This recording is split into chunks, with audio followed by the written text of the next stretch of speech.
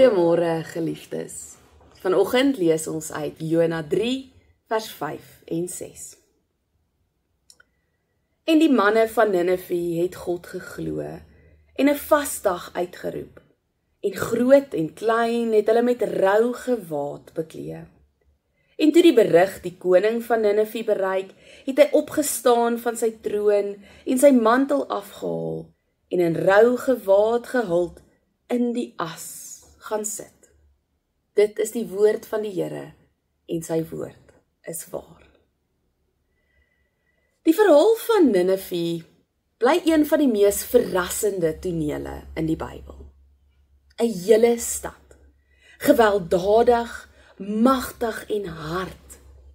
Hoor die eenvoudige, dreigende woorde van 'n huiwerige profeet. 40 dae en Ninive word verwoes. En tog gebeur iets ongeloofliks. Die mense glo God. Van die koning op sy troon tot die geringste burger trek rouklere aan en gaan sit in stof en as. Dis 'n teken van diep berou. Jona, wat waarskynlik 'n skeptiese persoon en skeptiese profeet was, verwag eerder spot of selfs geweld. Maar teen alle verwagtinge word sy boodskap gehoor. Dis asof die gees van God oor hierdie hele stad beweeg en die harde klippe van mense harte sag maak. Hierdie massa bekering wys iets belangrik. Berou is uiteindelik nie die produk van menslike bekering nie, menslike oortuiging nie, maar van God se genadige aanraking.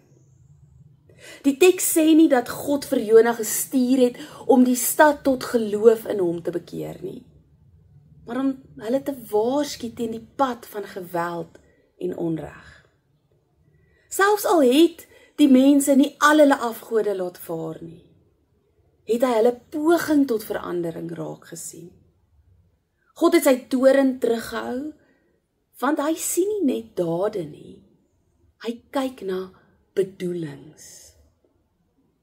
Dit is 'n troostvolle waarheid vir ons almal. Soms is ons berou onvolmaak. Ons veranderinge halfpad. Ons geloof wankelrig.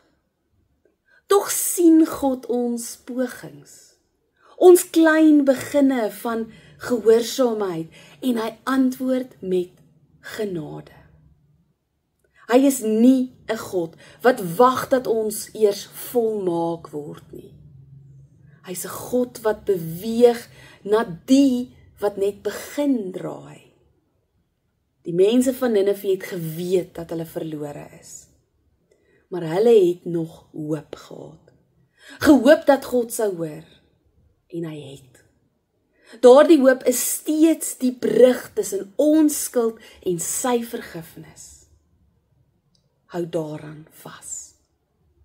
Kom ons bid saam. Here van genade, U wat die harte van mense sag maak, dankie dat U selfs die geringste teken van berou raak sien. Wanneer ons terugkeer na U met ons seker hande en gebroke harte, ontmoet U ons met ontferming. Leer ons om soos die mense van Ninive eerlik te erken waar ons verkeerd is en met nederige harte U genade te soek.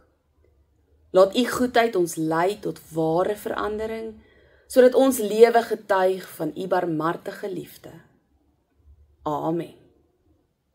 Gaan vandag in sy groot vrede.